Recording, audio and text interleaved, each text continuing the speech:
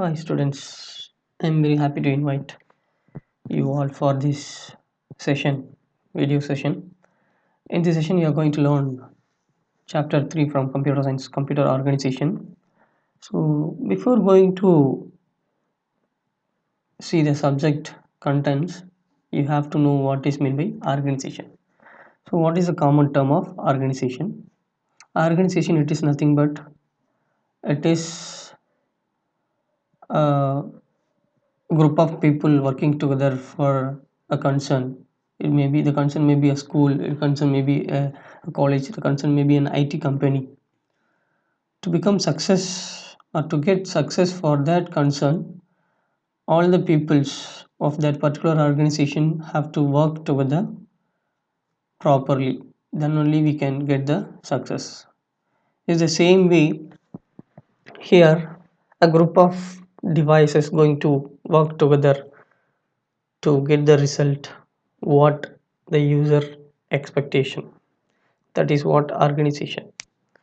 So here in computer organization, two terms are there. One is computer organization, another one is computer architecture.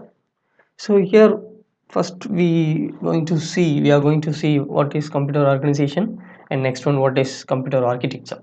So now what is computer organization? Computer organization, it is nothing but it deals with the computer components of a computer system.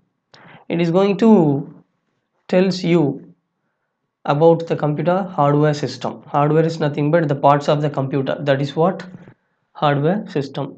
And in that hardware system, it includes input output devices, the central processing unit, storage devices, and primary memory, not secondary memory, primary memory. Primary memory, it is nothing but the RAM, ROM, these are all comes under primary memory.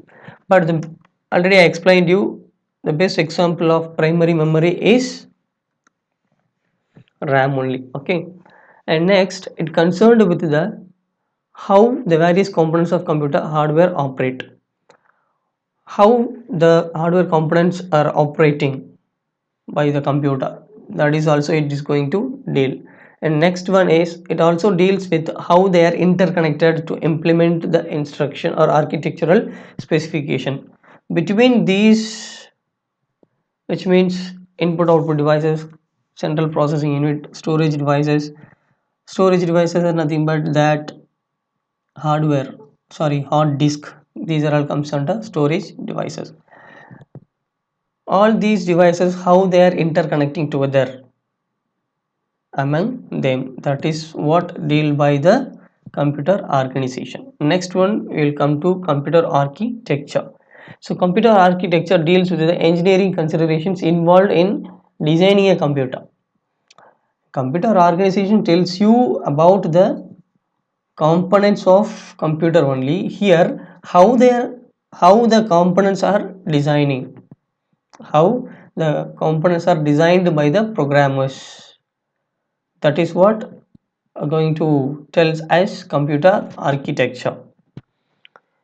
These two terms are over, and this is one of the most important 3 marks difference between computer organization and computer architecture, or what is computer organization and what is computer architecture. So next one is chapter outline. In this video we are going to see basics of microprocessor, characteristics of microprocessors, data communication between CPU and memory, how the data or what we are giving, that is what data into the computer, how the data is going to be communicated between CPU and memory devices. Memory devices are nothing but RAM and hard disk. Here they are telling about memory devices are nothing but the RAM only. Okay, first basics of microprocessors. So CPU is the major component of any computer system because it would be considered as brain of the computer. How the human being are having brain to work all the tasks is the same way computer has microprocessors to do all the tasks. That's why it is known as brain of any computer, brain of a computer. It performs all kind of tasks. which is realized by the microprocessors, which is an integrated circuit. It is just like an integrated circuits. Already I explained you in the first chapter. It was introduced in early 1970s, and it is the component of fourth generations of computer, and it has thousands and thousands of integrated circuits inside it. That is what microprocessor. The first general purpose microprocessor was 4004. It was developed by Intel Corporation in USA. So next one, the microprocessor is a multi-purpose pre-programmable silicon chip. What is microprocessor? It is a pre-programmable multi-purpose silicon chip, and it is driven by clock pulses. Whatever the thing is there, to operate the thing or to operate the some car or whatever it is, we need a driven force or driving force. We need a driving force. Here the driving force is clock pulses to operate the microprocessor. It accepts input as data, binary data. After processing, after getting the input from the user, it processing the whole thing and giving the output as per the instructions by the user. What we are giving to the computer, that would be processed, that would be taken by the computer, and then that would be processed by the computer inside the CPU. Then it is giving exact answer what we are giving the instruction, the exact answer as per the instruction what we are giving into the computer. That is what basics of computer. And next one is the microprocessor is made up of three main units. Without these three units, we can't design a microprocessor. First one is arithmetic and logic unit, second one is control unit, third one is registers. First one, arithmetic and logic unit. It performs all logical and arithmetic operations. Logical operations is nothing but and or not. These are all comes under logical operations, and arithmetic operations are nothing but addition, subtraction, division, multiplication, exponentiation. These are all comes under arithmetic operations, and these are comes and these works are performed by, or these tasks are performed by arithmetic and logic unit. So based on the instructions, computer can perform for ALU. And next one is control unit. The control unit is going to control the entire operations of a computer through signals only. Through signals, it is going to control the entire operations of any computer. And next one is registers. Registers is nothing but it is just like small memory devices. It is going to hold the instruction for a few minutes or till the number or the instruction is going to be taken by the memory devices. That is what register. They are used to hold the instructions and data for the execution of the processor. That is what register.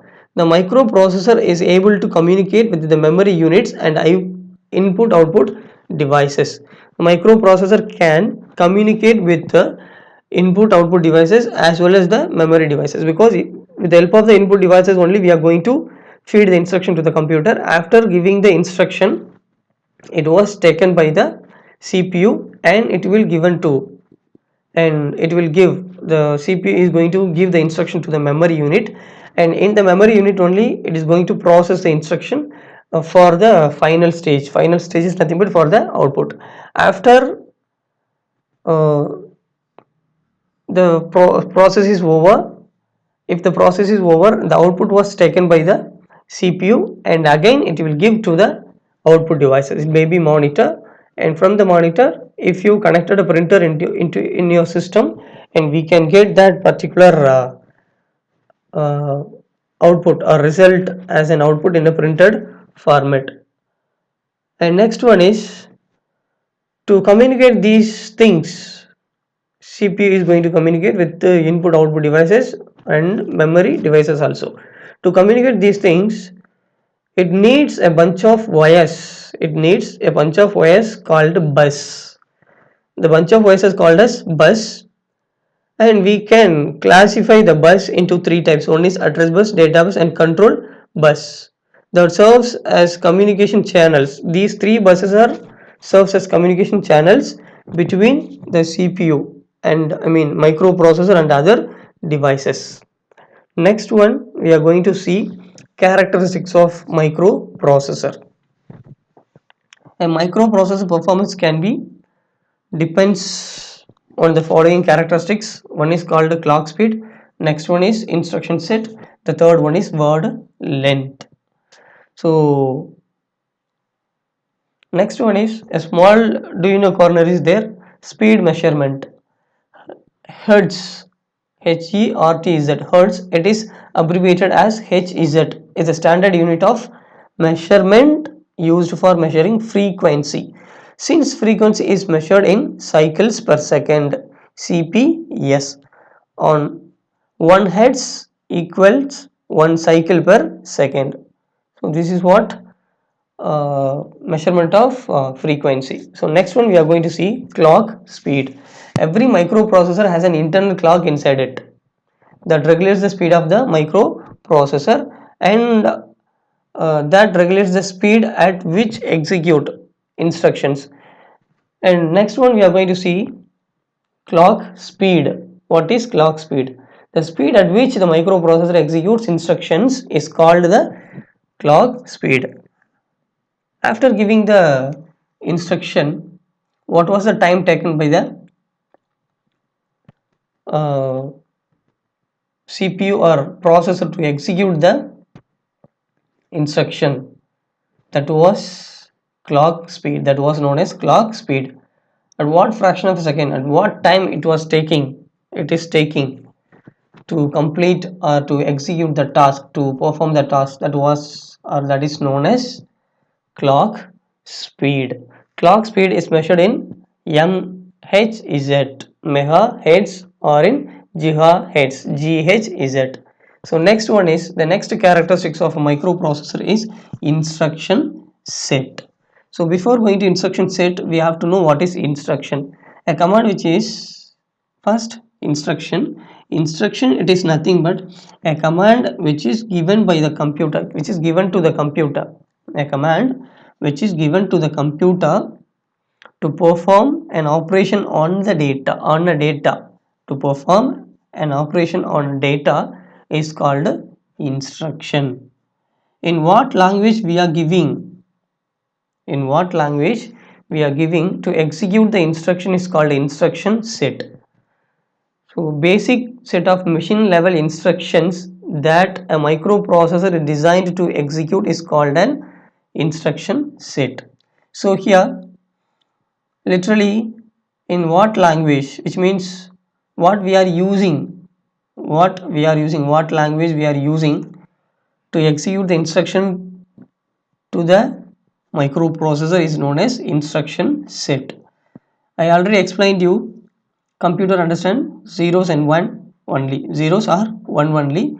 So we are going to give the instruction as in English language, but it is going to be converted into machine language by the computer.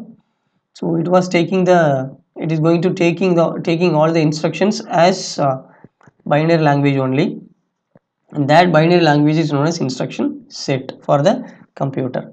And next one is word length.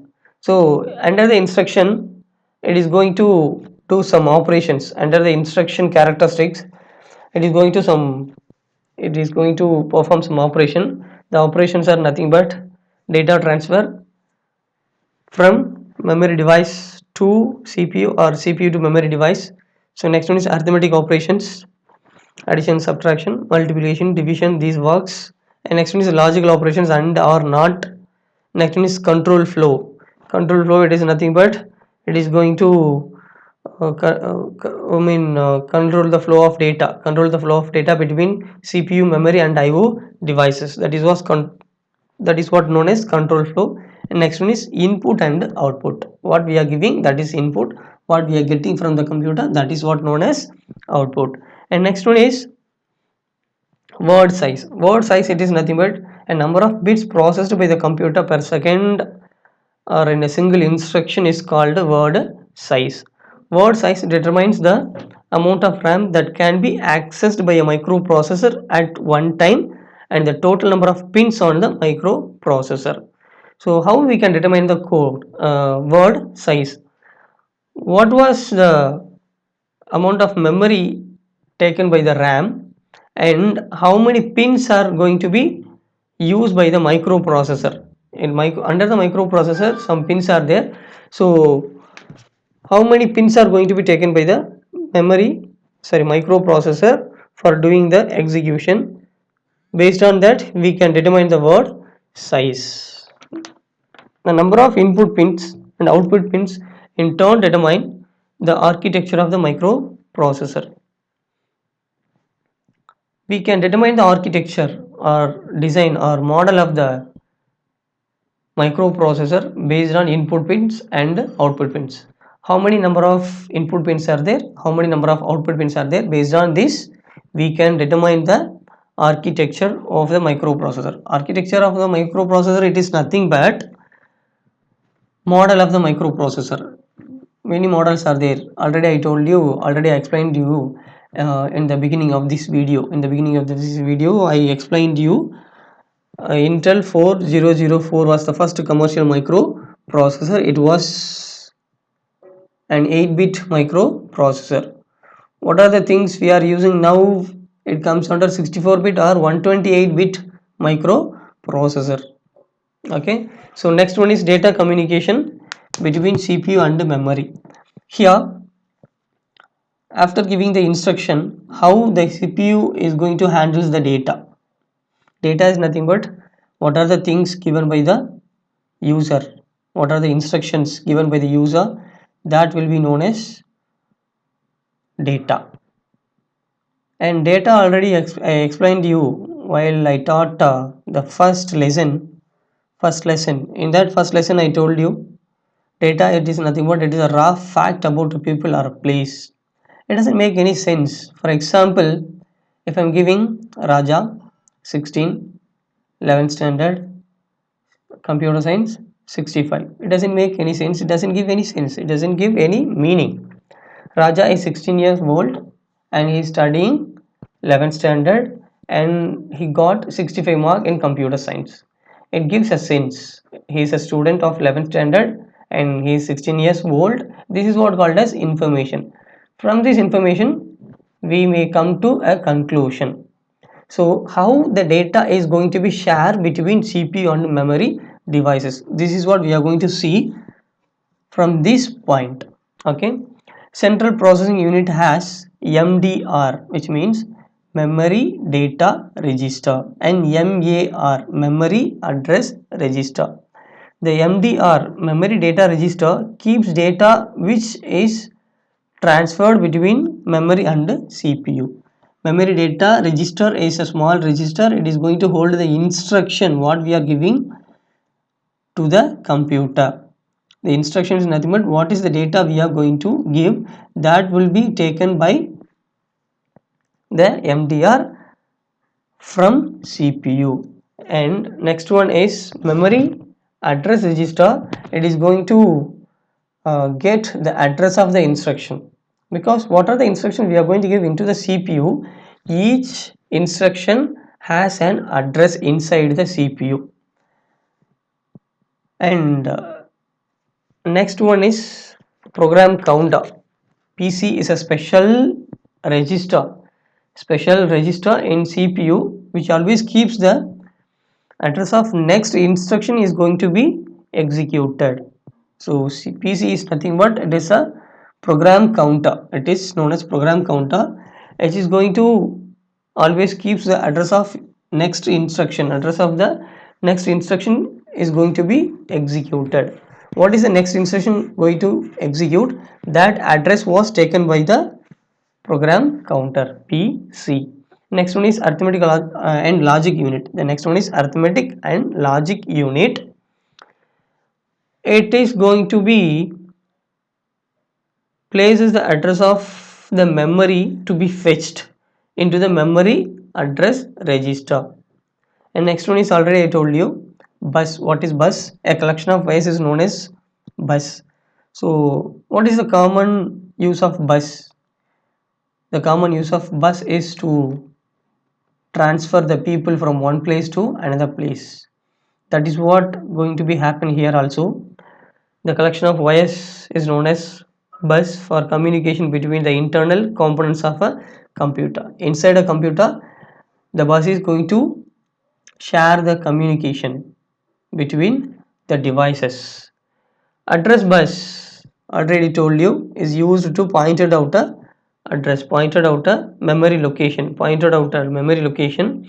A decoder or a digital circuit, a decoder or a digital circuit is used to point to a specific memory location where the word is located, where the word can be located. The address register is connected to the address bus. The address register is connected with the address bus, which provides address of an instruction. The address register the address register is going to provide address of an instruction to the CPU for performing a task. So next one is a data bus is transferred to data between the memory devices and the CPU. The next bus is data bus. The data bus is going to transfer the data from memory to CPU or CPU to memory. That is what the use of data bus. And the data bus is the bidirectional and the address bus is unidirectional. Because with the help of the address, why the data bus is bidirectional, why the address bus is unidirectional. So bidirectional means two directions. Unidirectional means single way, which means one way. Okay, so why the address bus is called as one way? Because with the help of the address we are going to do nothing, we can't do nothing because it is just an address, it is just an address, so that we can't do nothing with the help of address. But with the help of the data we can perform some tasks. It may be a numbers, we can do some arithmetic operations. It may be a numbers, or it may be a circuits, we can do logical operations, or it may be a word document, we can save it, we can send to other peoples. So we can receive and we can send. That's why the data bus is, with the help of the data bus only we are going to receive the data, and with the help of the data bus only we are going to send the data from memory to CPU while sending, while receiving from CPU to memory, so that it is going to share the data or communicate the data from CPU to memory as well as memory to CPU. That's why the data bus is known as bidirectional. In both the way we can communicate from CPU to memory and memory to CPU. And next one is control bus. Control bus controls the entire operation, already I told you, and it controls the both read and write operation of a computer. Next one, the read operation fetches data. The read operation is nothing but it is going to fetch the data. Fetch means getting. The read operation fetches the data from memory and transfer to MDR.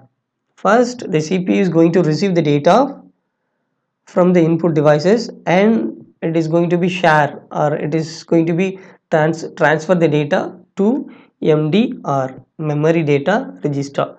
A single control wire or a single control line performs both operations, write operation as well as read operation. So if the wire labeled 0 means write operation is performing by the CPU. If the wire is labeled or becomes 1 means the read operation performing by the CPU. Okay, so see, one side is memory word is there, another side is MDR is there. Okay, before going to read operation and write operation, the wire is labeled 0. Both the places are MDR is as an empty place. MDR is an empty place, and after giving the word from memory word to MDR, one by one a control line will be there. For your reference, see your book in page number 54, a diagram will be there, MDR and memory word. Before going to receive the word by MDR from memory word, it may be input devices or CPU. MDR is an empty device. One by one it will get with the help of read and write operation. Okay, so next one, the word in the RAM has the same size as the memory data register. So what is the size of the RAM? That would be